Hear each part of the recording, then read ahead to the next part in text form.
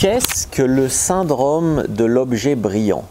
Bonjour à tous, bonjour à toutes, c'est Fabrice Julien, coach auteur, expert business depuis 2010 et dans cette vidéo on va parler du syndrome de l'objet brillant qui est bien connu dans le monde du marketing en ligne.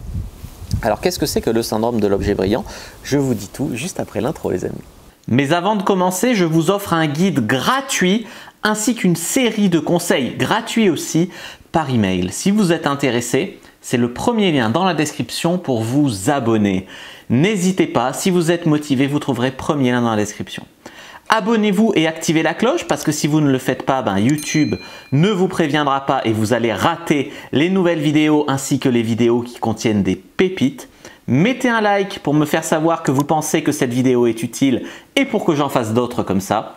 Si vous pensez que ce contenu est utile, partagez-le en public ou en privé à vos amis. Vous pouvez aussi me laisser un commentaire, je les lis tous et j'y répondrai avec grand plaisir. Eh bien, il y a des gens qui vont commencer par dire « Allez, je fais du e-commerce, c'est génial. Après, non, je vais faire de l'affiliation. Après, le MLM, ça a l'air cool. Après, le dropshipping, ça a l'air cool. » Voilà. Et tous les 3 mois, tous les 6 mois, ils remettent tout en question, ils changent totalement de projet, etc. Parce que ça brille ailleurs, tu vois. Ils ont les mains dans le cambouis dans un truc, c'est peut-être sur le point de marcher, mais ça brille ailleurs, ils ont l'impression que c'est plus facile ailleurs. Tu vois ce que j'ai envie de te dire. Et ça, c'est vraiment le syndrome de l'objet brillant. C'est des gens qui ont beaucoup de projets ou qui ont un projet puis qui en changent, mais qui au final ont beaucoup de projets et qui changent sans arrêt de but, de direction, de machin, qui sont toujours attirés par la nouveauté, l'outil qu'ils n'ont pas, le machin. Et quelque part, ils déplacent les problèmes là où c'est pas. Je veux dire, moi j'ai fait mes premiers 10 000 € par mois avec un site WordPress sans aucun outil marketing. Tu vois ce que j'ai envie de te dire? Donc après, on peut dire oui, il faut l'Earnybox, oui, il faut rien déjà. Si tu veux améliorer, tu peux, mais tu peux déjà gagner de l'argent avec que des outils gratuits. Tu vois ce que j'ai envie de te dire? Donc ça, c'est quand même mettre le problème là où il n'est pas. À une certaine échelle, tout le monde est plus ou moins concerné par le syndrome de l'objet brillant. Mais voilà, tu vois, moi par exemple, je me dis, ouais, je fais la séduction pour hommes, c'est dur, la séduction pour femmes, c'est peut-être plus facile. Puis maintenant que je me suis étendu aussi à faire de la séduction pour femmes, je me dis, finalement, c'est pareil, tu vois, il y a aussi des hateuses, il y a aussi, voilà. Donc voilà, tu as l'impression toujours que c'est mieux ailleurs parce que tu y es pas, tu vois. Et quand tu vois des gens qui réussissent ailleurs, tu te dis, ouais, mais ça a l'air facile pour eux, tu vois. Sauf que toi, tu as les mains dans le cambouis, tu sens la difficulté de ce que tu fais. Et tu as l'impression que pour les autres, c'est facile. C'est juste que les autres, ils ne te le montrent pas pour leurs difficultés. Et que toi, probablement, tu as les mains dans le cambouis. Mais quand tu es devant la caméra, tu ne montres pas tes difficultés, tu vois. Donc ça, c'est un truc à bien comprendre. C'est comme, tu vois, c'est comme les mecs. Je fais encore un parallèle avec la séduction parce que je viens du domaine du coaching en séduction.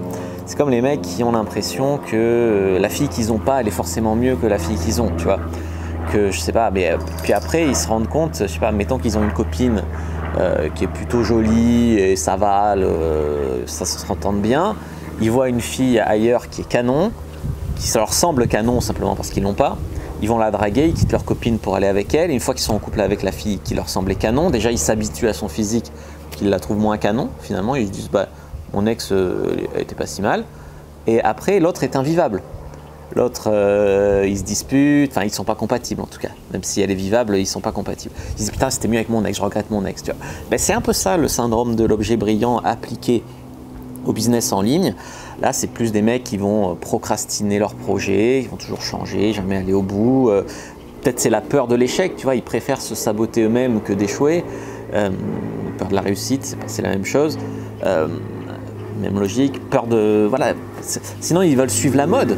La mode est au dropshipping, la mode est au MLM, la mode est à ci, à ça, à ça, à ça. Alors, comment est-ce que vous allez pouvoir dépasser le syndrome de l'objet brillant? J'ai fait une précédente vidéo sur le Want Entrepreneur, le mec qui voulait être entrepreneur mais qui s'éparpillait trop. Alors, comme je lui ai dit à lui, déjà enlevez vos blocages, réalisez, donc ça veut dire se recentrer, ça veut dire vous cibler un objectif à long terme et vous y tenir. Voilà, ça c'est la première chose. Et si vous voulez rester focus, il faut que votre projet à long terme soit cohérent avec vos valeurs profondes. Pourquoi moi je me suis autant accroché avec le coaching en séduction depuis plus de 10 ans? Parce que j'y croyais contre vent et marée, quand il y avait des haters qui me tombaient dessus, quand je gagnais même pas 1000 € par mois, quand je me suis accroché, mes convictions profondes. Si vous vendez en dropshipping, je sais pas moi, des tournevis, peut-être que si ça marche pas tout de suite, vous allez vous lasser parce que c'est pas votre passion les tournevis, et voilà. Donc il faut quand même avoir des valeurs profondes. Moi je sais que le dropshipping, j'aurais pas pu, parce que faire payer à des gens en France plus cher un truc que j'achète moi-même sur AliExpress, pas cher en Chine, c'est pas mon éthique, voilà, tout simplement, c'est pas mes valeurs profondes.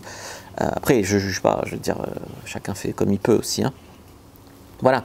Donc après, il y a le coaching, les formations de séduction. Quand tu as payé 1000 € une formation pour apprendre à faire un blog, formation de business, 1000 € une formation pour apprendre à faire un blog, une chaîne YouTube et à cartonner, tu vas pas te lancer dans le dropshipping le lendemain. Tu vas aller au bout de ta formation, tu vois, ou du coaching, te faire suivre par un coach qui te recentre quand tu t'éloignes. Voilà. D'ailleurs, je fais du coaching, tous les liens sont dans la description de la vidéo. Voilà, après, c'est vraiment agir selon un plan, selon une méthode, aller au bout avant d'abandonner. Et puis voilà, comme j'ai dit, se former une fois sur un truc et s'y tenir, plutôt que de s'éparpiller, aller chercher la solution miracle qui va marcher tout de suite. Il y en a, ils ont passé 20 ans comme ça, hein. Voilà. Et puis surtout, un truc important, c'est de ne pas perdre confiance en vous.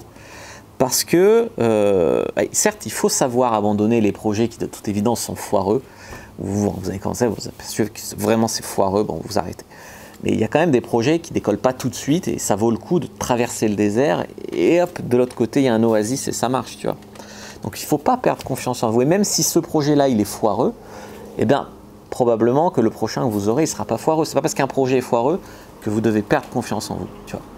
Donc ça, c'est vraiment des choses à bien comprendre pour quand même éviter le syndrome de l'objet brillant, tout en, quand même, il faut y croire un minimum, parce qu'il y a des mecs... ou des filles, ils voient des business florissants devant leurs yeux, ils y croient pas, c'est une arnaque, c'est faux, il y a forcément une entourloupe.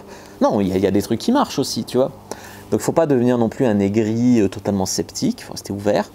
Maintenant, il faut quand même être méfiant, s'arrêter quand c'est foireux, et rester centré sur vos valeurs, sur ce que vous voulez, etc. Moi, il y a des business, je sais que ça marche, mais c'est pas du tout mon éthique, parce que soit c'est se foutre de la gueule des gens, soit c'est mensonger, soit c'est voilà, comme du dropshipping, c'est honnête, mais en même temps, voilà, c'est de l'arnaque un peu. Enfin voilà. Donc voilà les amis, ce que je voulais vous dire. C'est de l'arnaque honnête, comme on dit. Donc voilà les amis, ce que je voulais vous dire sur le syndrome de l'objet brillant. J'espère que ça vous a plu. Vous savez quoi faire si oui.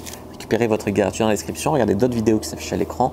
Moi je vous dis à bientôt et que le dieu du business soit avec vous les amis.